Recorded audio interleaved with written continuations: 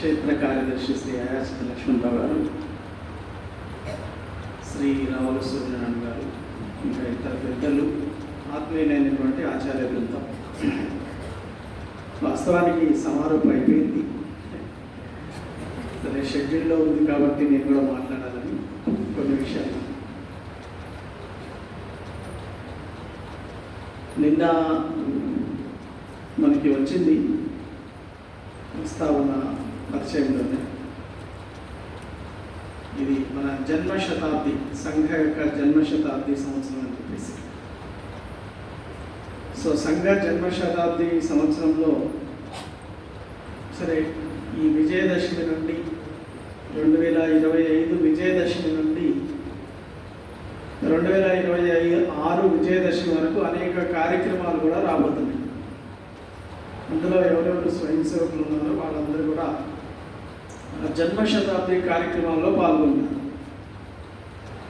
జన్మ శతాబ్ది సందర్భంగా మనము అనేక లక్ష్యాలు పెట్టుకున్నాము.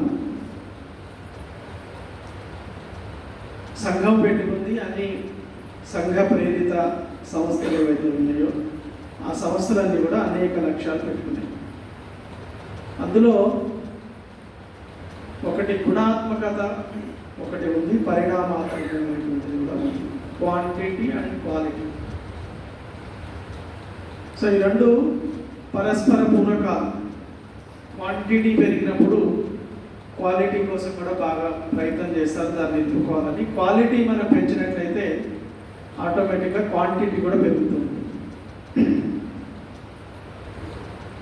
కాబట్టి ఇప్పటివరకు మనందరం కూడా ఒక మంచి టీచర్గా, మంచి రిసోర్స్ పర్సన్స్గా ఎదగడానికి ఏమేమి కావాలి అటువంటి విషయాలను కూడా లక్ష్మణరావు గారు ఉన్న సమయంలో డీటెయిల్డ్గా చెప్పారు.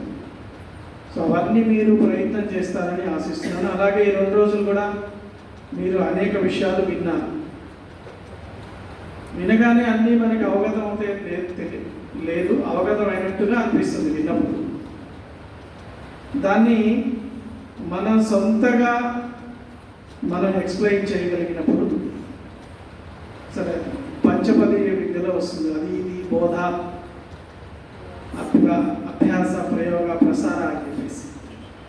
సో మనము అది ఇది అయి ఉంటుంది ఈరోజు. ఒక అంటే దీని గురించి ఒక అవగాహన కల్పించి ఉంటారు, కానీ దాన్ని మనకి పూర్తిగా బోధపడాలి, దాన్ని మనం అభ్యాసం చేయాలి, ప్రయోగం చేయాలి, మనం చెప్పగలిగే స్థాయికి రావాలి. ఇప్పుడు మిమ్మల్ని అందరూ ఆ విధమైన స్థాయి ఉంది అనే ఇక్కడ ఉన్నటువంటి ఫౌండేషనల్ అండ్ ప్రిపరేటరీలో రిసోర్స్ పర్సన్స్నే పిలిచారు. ఇక్కడ విభాగ్ రిసోర్స్ పర్సన్స్. రేపు ఇంకొక 15 రోజుల్లో మీ విభాగంలో కూడా అందరు టీచర్స్కి వర్గాలు ఉన్నాయి. విభాగ స్థాయి నిరంతర ప్రశిక్షణ వర్గాలు ఉన్నాయి, అక్కడ మీరు చేయాలి. కాబట్టి ఈ 15 రోజుల్లో మీరు చేయాల్సింది ఏంటంటే ఆ అభ్యాసమే చేయాలి. ఇక్కడ మీరు 2 రోజులు ఉన్నటువంటి వినయే కాదు, ఈ 2 రోజుల్లో మీరు కొన్ని చెప్పకపోవచ్చు. అక్కడ మీకు ఏమేమి అవసరం ఉంటాయి, మళ్ళీ ఆ 2 రోజుల్లో 8-10 పీరియడ్ ఉంటే ఆ 10 పీరియడ్లో మనం ఏమేమి చెప్పాలి, టెక్స్ట్ బుక్ని ఏ విధంగా పరిచయం చేయాలి, లేదా text book of philosophy of text book అంటున్నారు, లేదా స్ట్రాటజీస్ ఏంటి, లెసన్ ప్లాన్ ఏంటి, పీరియడ్ ప్లాన్ ఏంటి, లెర్నింగ్ అవుట్కమ్స్ ఏంటి, లెర్నింగ్ ఆబ్జెక్టివ్స్ ఏంటి, కాంపిటెన్సీస్ గురించి చెప్పాలి. ఇట్లా ఇవేవన్నీ ఉన్నాయి. ఈ పదజాలం కేవలము పదాల వరకే మనకి కంఠస్థమైనా, దాని లోతు అర్థమైందా? ఆ లోతు అర్థం కావాలి అంటే ఇప్పుడు ఇక్కడ మీరు అందరూ డౌట్స్ అడిగారు కాబట్టి లక్ష్మణరావు గారు అన్నీ చెప్పారు. అక్కడ మీరే చెప్పాల్సి వస్తుంది. టీచర్లు అడిగేటువంటి డౌట్స్ మీరే సమాధానాలు చెప్పాల్సి వస్తుంది. కాబట్టి వాళ్ళని డౌట్లు అడిగేటట్టు కూడా చేయాలి. వాళ్ళ లోపల క్వశ్చన్స్ వాళ్ళు అడగకపోతే మీరే అడిగి వాళ్ళ లోపల జిజ్ఞాస రగిలించాలి. ఆ రగిలించినటువంటి జిజ్ఞాసని మళ్ళీ మీరే తీర్చాలి కూడా. ధ్రువుడు గురించి నాకు గుర్తుకొస్తుంది. ఆ ధ్రువుడు తపస్సు చేసిన తర్వాత చిన్న బాలుడు, ఆ భగవంతుడు ప్రత్యక్షమైపోయాడు ఒకసారి విష్ణుమూర్తి ఈయన తపస్సుకి పెంచి. ప్రత్యక్షమైతే ఏం మాట్లాడాలో కూడా ఆయనకి తెలియలేదు. ఏం మాట్లాడకుండా అట్లాగే కళ్ళ నుంచి చూస్తుంటే అప్పుడే విష్ణుమూర్తి మాట్లాడే శక్తిని కూడా ఇచ్చాడు. ఆయనకి ఫస్ట్ మాట్లాడే శక్తిని ఇచ్చిన తర్వాత అప్పుడు ఆయన విష్ణుమూర్తిని స్తోత్రం చేశారు, ఆ తర్వాత వరం కోరుకోమని చెప్పాడు. అట్లా కాబట్టి కొంతమంది టీచర్లు చెప్పలేము, కొంతమంది మనకంటే మెరుగ్గా కూడా ఉండవచ్చు, అందరినీ నేను కించవలసిన అవసరం లేదు. కొంతమంది మనకంటే ఎక్స్పర్ట్స్ ఉండొచ్చు లాంగ్వేజ్లో, కంటెంట్లో. మన స్కూల్కి కొత్త కావచ్చు, లేదా ట్రైనింగ్ కాకపోవచ్చు, కాబట్టి మీరు ట్రైనింగ్ ఇచ్చే అదృష్టం వాళ్ళకు మీకు కలిగింది. సో కాబట్టి వాళ్ళలో ఉన్నటువంటి ఎక్స్పర్టైజ్ ఏంటి గుర్తించి దాన్ని ప్రోత్సహించడము, అవసరమైతే డిస్కస్ చేయడం, పీర్ లెర్నింగ్ అని చెప్పారు కదా. ఓవరాల్గా మీకు రిజోర్స్ పర్సన్ అని పేరు పెట్టినా మనందరం కలిసి ఒక టీం, పీర్ లెర్నింగ్ అందరం కలిసి మనం నేర్చుకోవచ్చు. మీరు వారు కలిసి డిస్కస్ చేసి ఫైనల్గా మన పిల్లలకి ఏ విధంగా వాళ్ళని మంచి విద్యార్థులుగా తీర్చిదిద్దాలి అనే దాంట్లో సో మీరు ముఖ్యంగా ఫౌండేషనల్ ప్రిపరేటరీ ఇక్కడ రిసోర్స్ పర్సన్స్ ఉన్నారు కాబట్టి 15 రోజుల్లో మిమ్మల్ని మీరు మిగిలిన ఆచార్యులందరికీ శిక్షణ ఇవ్వడానికి తగిన విధంగా సంసిద్ధం కావాలి.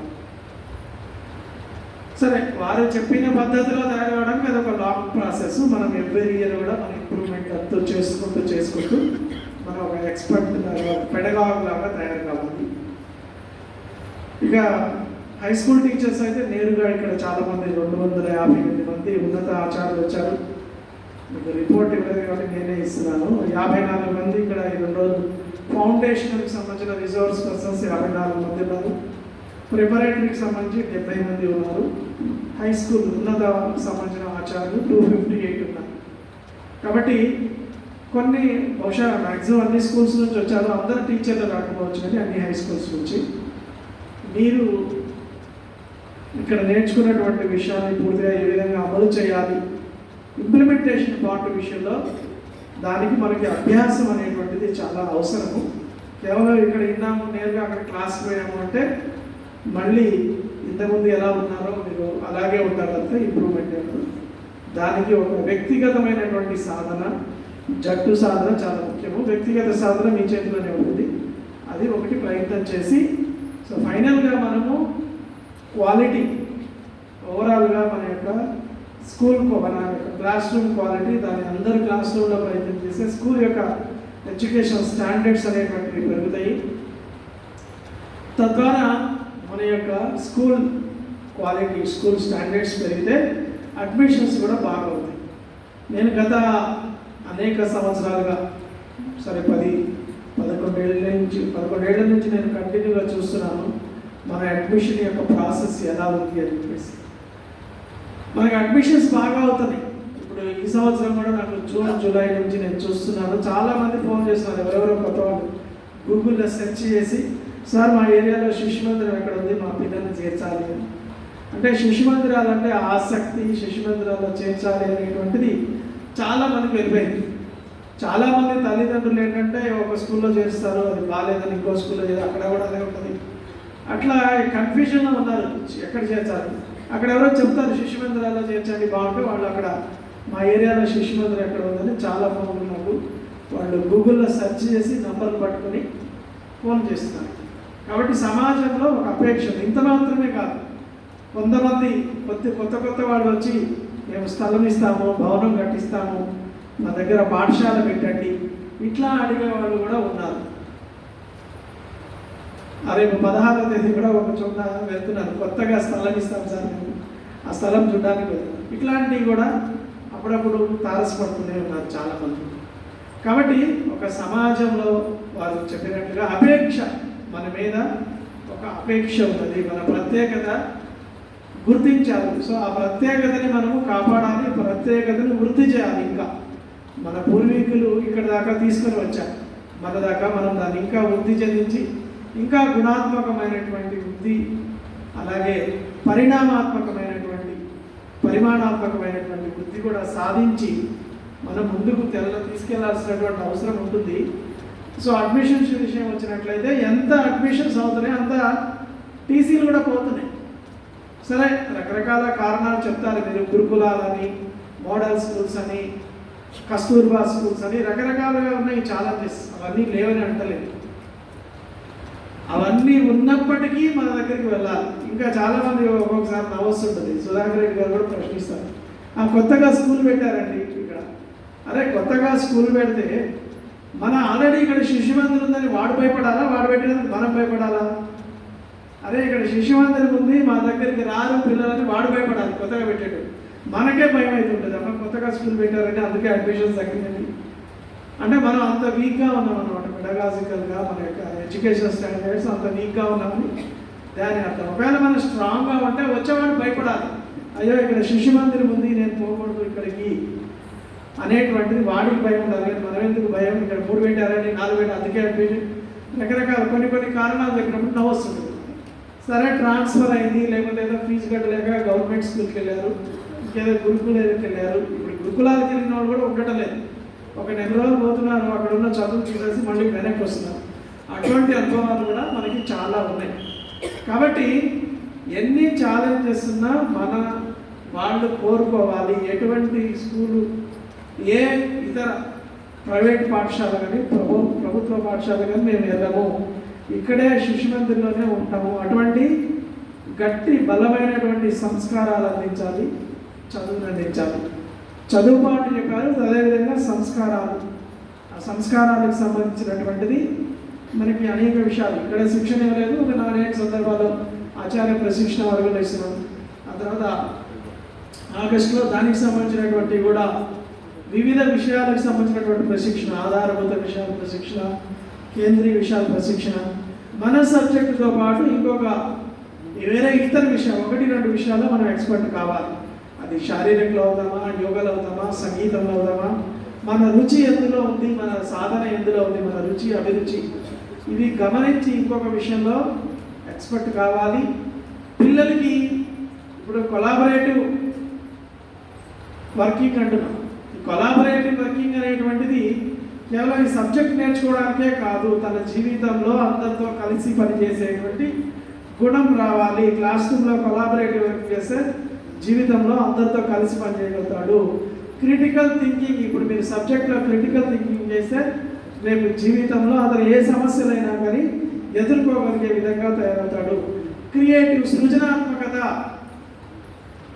కొంతమంది నేను చూస్తుంటాను ఆచార్యులు వచ్చేస్తారు, ఎటువంటి క్రియేటివిటీ, ఎటువంటి స్కిల్స్ ఉండవు. ఒక్కొక్కసారి ఎలా పోయేవాళ్ళం వీళ్ళని అని అనిపిస్తుంది.